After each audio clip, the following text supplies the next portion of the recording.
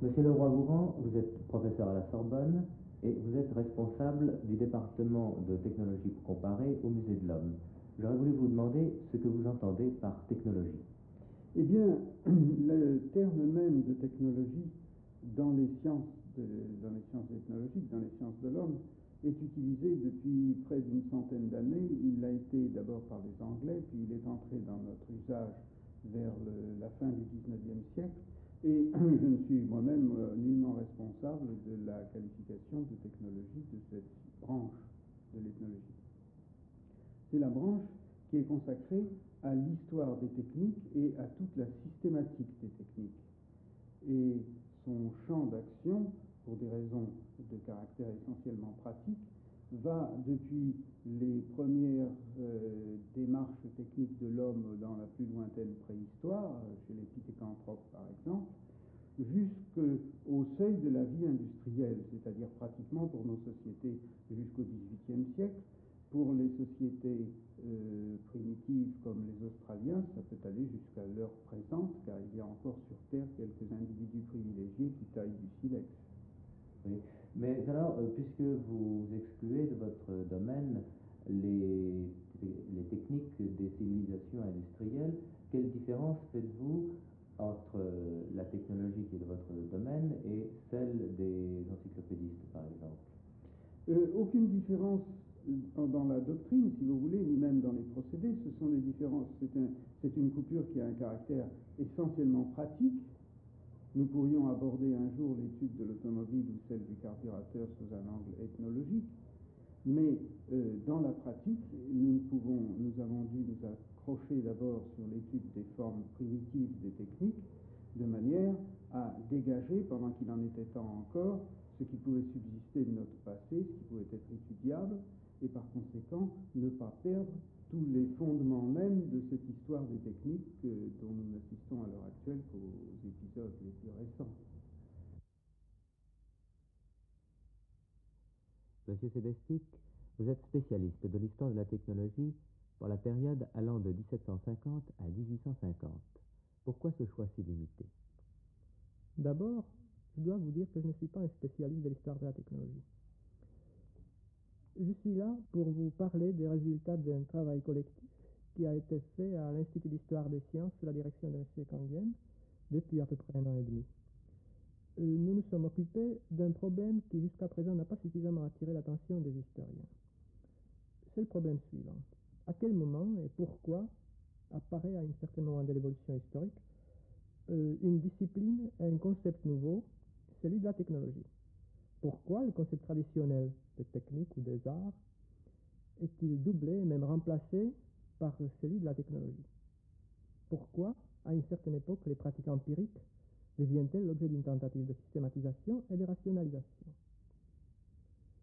Les premières recherches nous ont montré à quelle date le nouveau concept s'est introduit. Ceci nous a donné une limite approximative de notre travail. Il serait bien plus difficile de répondre pourquoi nous nous sommes arrêtés précisément en 1850. C'est sans doute parce que notre problème initial était non de faire une histoire de la technologie, mais d'étudier ses commencements. Le mot de technologie date d'environ 1770. Mais n'y a-t-il pas une période intermédiaire entre la période qui vous préoccupe et celle dont nous a parlé M. Leroy-Gourhan? La naissance de la technologie suppose la réunion de plusieurs conditions. Je n'en mentionnerai ici que 3. Ce sont d'abord des conditions proprement techniques. Ainsi, l'amélioration de procédés existants, invention de nouvelles machines qui sont introduites peu à peu dans l'industrie naissante, Vous en voyez ici des exemples, ce sont parfois même des machines tout à fait fantastiques. D'autre part, ce sont des conditions économiques, comme par exemple la création d'un marché national, et finalement des conditions scientifiques. Progrès des sciences exactes, en particulier de la mécanique et de la chimie, et progrès de la géométrie. Il ne s'agissait pas toujours d'inventions proprement utilitaires, comme peuvent en témoigner ces automates de musique ou d'autres instruments semblables. D'une certaine manière, la technologie peut être considérée comme une réponse à la première révolution industrielle, celle qui fut inaugurée en Angleterre et dans les pays du nord de l'Europe, et qui commença par l'introduction de la houille dans la métallurgie et par l'augmentation du volume de la production. Mais cette réponse n'était pas une réponse proprement technique ou exclusivement technique. C'était davantage une réponse économique. Vous rattachez donc la technologie à l'économie et au commerce. Comment expliquez-vous alors que les universitaires s'y soient intéressés? En fait, depuis le début du XVIIIe siècle, on sent bien le besoin de relier l'enseignement universitaire traditionnel au développement des techniques de production. Le XVIIIe siècle voit les premières écoles supérieures techniques, depuis celle de Prague au début du siècle, à la Polytechnique de Paris, fondée à sa fin. Le philosophe Leibniz fait des projets de facultés économiques.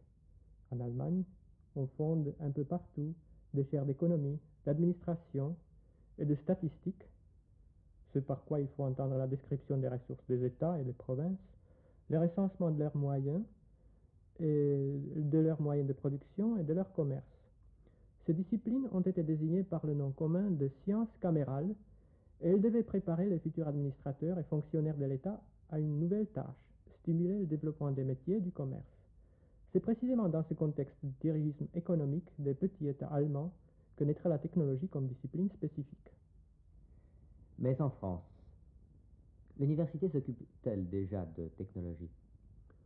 La tradition universitaire française n'était pas favorable à la technologie. En France, l'évolution a suivi des voies bien différentes. En fait, l'effort de l'État en faveur des arts et métiers a une tradition plus ancienne. C'est déjà la fondation de l'Académie des sciences en 1666 qui répondait en partie à ce besoin, et en particulier la publication de la description des arts et des métiers sous la direction de Réaumur. Et le but de ces descriptions est éminemment pratique. Il s'agit de recenser les métiers, de les comparer et de proposer les procédés les plus rationnels et les plus efficaces. Le couronnement de cette préhistoire immédiate de la technologie est la publication de l'encyclopédie d'Alembert et de Diderot. Elle est précédée par une longue suite de publications analogues, de rapports sur les machines, de descriptions ou de théâtre des machines, comme celui de Jacques Besson, dont nous avons vu quelques planches. En fait, l'intention de l'encyclopédie, même si certains des passages correspondent au passage de la description de l'Académie, l'intention et l'esprit de l'encyclopédie sont différents. Elle ne se propose pas d'orienter le développement des métiers. Elle veut tout simplement éclairer le public cultivé, elle veut diffuser les connaissances. Mais il faut ici souligner surtout l'attention donnée à la langue des métiers. L'encyclopédie a dans une large mesure contribué à la codification des termes techniques désignant les outils, les machines et leurs parties, et aussi les opérations des métiers. Ce souci de la langue est très important. Le terme de technologie, avant de désigner une discipline nouvelle, signifiait terminologie technique d'une science ou d'un art. Par une mutation de concept, il signifiera plus tard étude systématique, rationnelle des arts.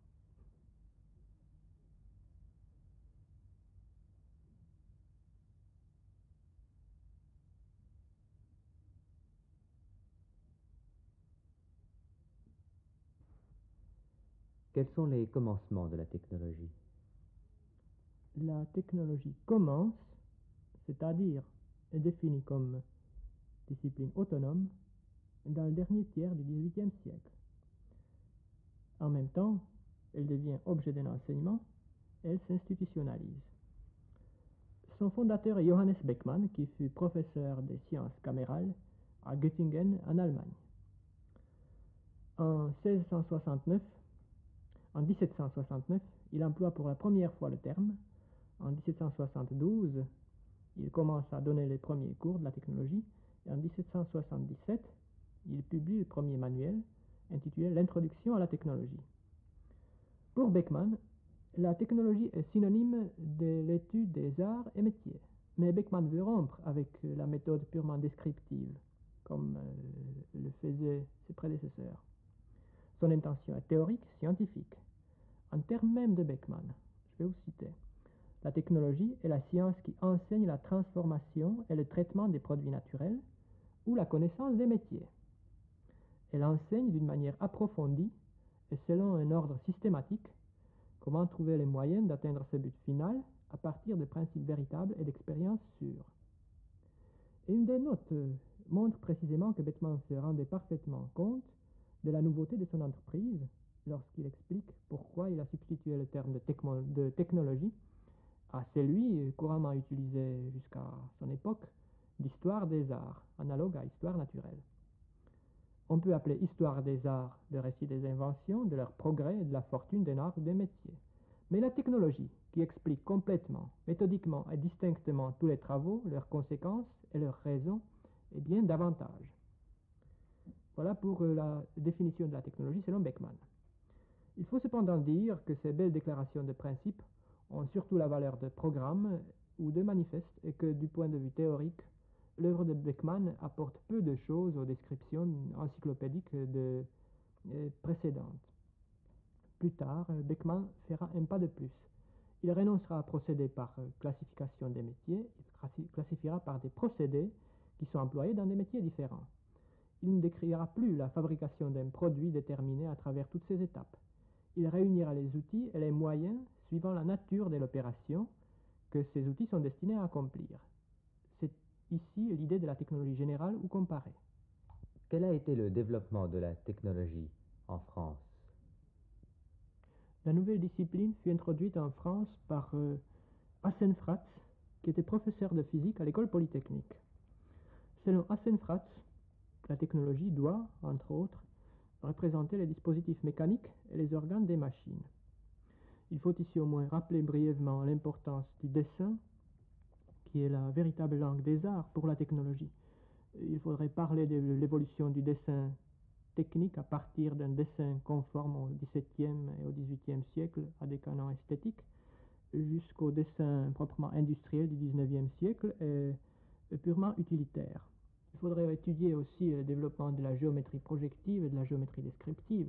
Et il n'est pas indifférent de savoir que Monge a été professeur à l'école polytechnique et que le nom de Poncelet intervient dans l'histoire de la technologie en France.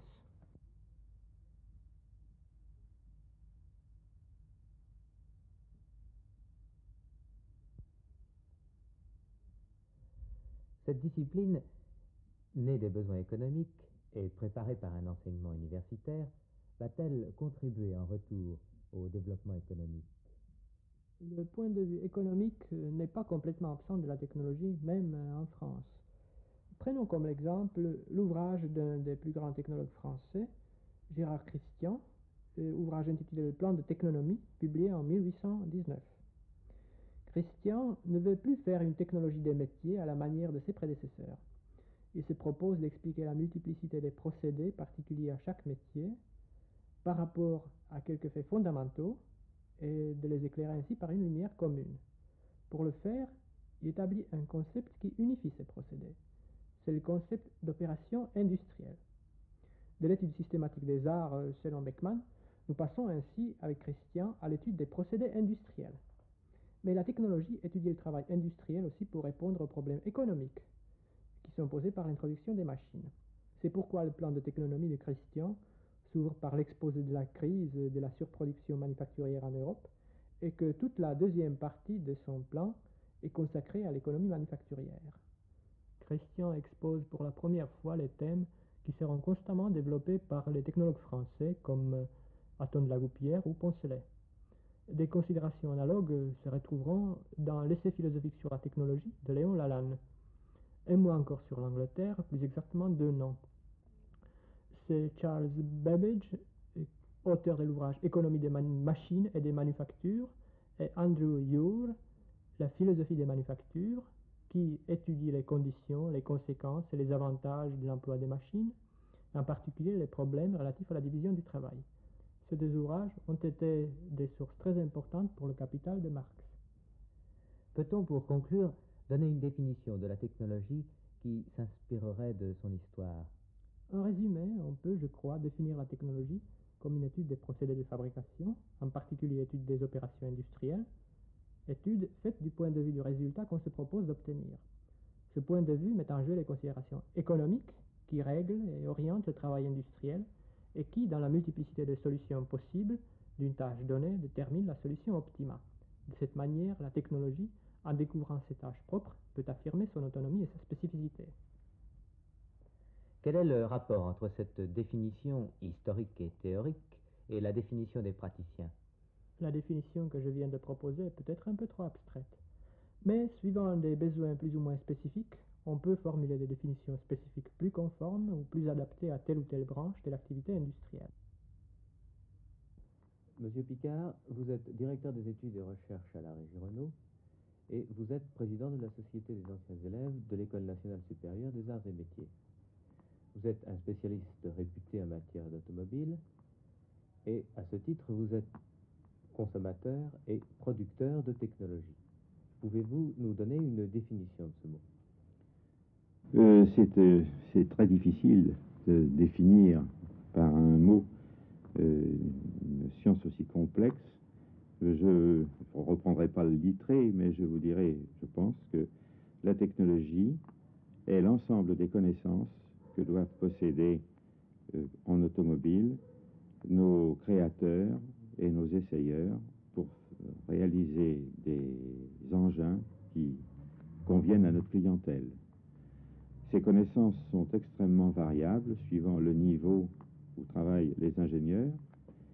Par exemple, les ingénieurs, les projeteurs d'études doivent connaître l'automobile parfaitement en tant qu'objet, en connaître l'utilisation, la connaître dans ses moindres détails, et en même temps connaître la technologie de la production pour que cette voiture soit facile à réaliser et posséder ainsi la qualité au moindre prix. Pour l'ingénieur d'essai, on lui demandera de connaître des technologies différentes. On ne lui demandera pas de savoir comment est réalisée la voiture, mais on lui demandera de connaître parfaitement l'utilisation de la voiture et de connaître les méthodes de mesure qui lui permettront d'analyser et de chiffrer les différentes qualités de cette voiture, les caractéristiques de cette voiture. Quant à l'ingénieur de fabrication, on ne lui demandera pas de connaître dans le détail les qualités du véhicule qu'il a réalisé en pièces détachées, mais on lui demandera de connaître parfaitement les qualités des matières qu'il utilise, des procédés de fabrication et en même temps des méthodes de mesure qui permettent à tout moment d'apprécier la qualité du travail réalisé. Quel rapport y a-t-il entre la technologie que vous venez de nous définir et celle enseignée dans les classes de 4e et 3e? Eh bien, c'est la même technologie, puisque la technologie que je viens de définir est, au fond, l'application de la méthode cartésienne au métier et à l'objet. Or, c'est très exactement ce que d'après ce que je peux savoir, ce que l'on enseigne en 3e et en 4e, où l'on cherche à expliquer pourquoi un objet est fait de telle façon pour répondre à des usages déterminés. Seulement, il est évident que le niveau n'est pas le même, mais la formation d'esprit qui est donnée dans cette technologie scolaire est très exactement l'état d'esprit qu'on doit développer chez le technicien ou chez l'ingénieur ou chez le projeteur. Je ne crois pas qu'il y ait une différence à soulever en ce sens, car que faisons-nous sinon d'essayer de donner à nos étudiants et aux lecteurs des ouvrages qui peuvent être publiés sur ces matières-là une image de l'évolution de l'homme à travers son geste, à travers ses outils. N'est-ce pas? Il me semble que c'est un des buts qui est poursuivi aussi dans l'enseignement auquel vous faites allusion. Pour faire comprendre l'esprit de cette technologie, qui est un peu différent de la signification qui lui est traditionnellement donnée dans l'enseignement technique, pour comprendre cet esprit, je vais faire une comparaison entre la technologie des classes de 4e et de 3e et l'initiation aux disciplines des sciences naturelles au même niveau d'âge. quand il s'agit des sciences naturelles, nous sommes tous d'accord pour offrir à tous les élèves du premier cycle secondaire, où qu'ils soient, la possibilité, les moyens d'accéder, par voie expérimentale d'ailleurs, à la notion de fonction naturelle. La nature a créé un certain nombre d'organes qui sont destinés à remplir certaines fonctions. L'analyse de ces organes, à partir de l'étude des fonctions, conduit les élèves à une certaine méthodologie d'accès à la connaissance des sciences expérimentales, beaucoup plus qu'à une érudition qui, à ce niveau d'âge, ne correspond pas à la maturité des élèves et ne nous intéresse d'ailleurs pas. Eh bien, de la même façon que la nature a ses fonctions et qu'elle a réalisé pour les satisfaire des organes, de même, la civilisation de l'homme, depuis des millénaires, a conçu un certain nombre d'organes destinés à satisfaire à des fonctions qui sont propres à ces besoins de l'homme. Il est étonnant que depuis de nombreuses générations, on ait sous-estimé le patrimoine extraordinaire de richesse, de réflexion, de sujets de réflexion et de possibilités d'accès à des idées abstraites que contient ce domaine. Eh bien, la technologie, au niveau des classes de 4e et de 3e, c'est l'étude des fonctions techniques imaginées par l'homme pour donner satisfaction à ses besoins. Et si nous voulons en faire l'analyse au point de vue pédagogique, nous trouvons successivement la définition d'une fonction, la présentation d'une fonction, en second lieu, la présentation des organes, dispositifs ou mécanismes que l'homme a imaginés pour remplir cette fonction.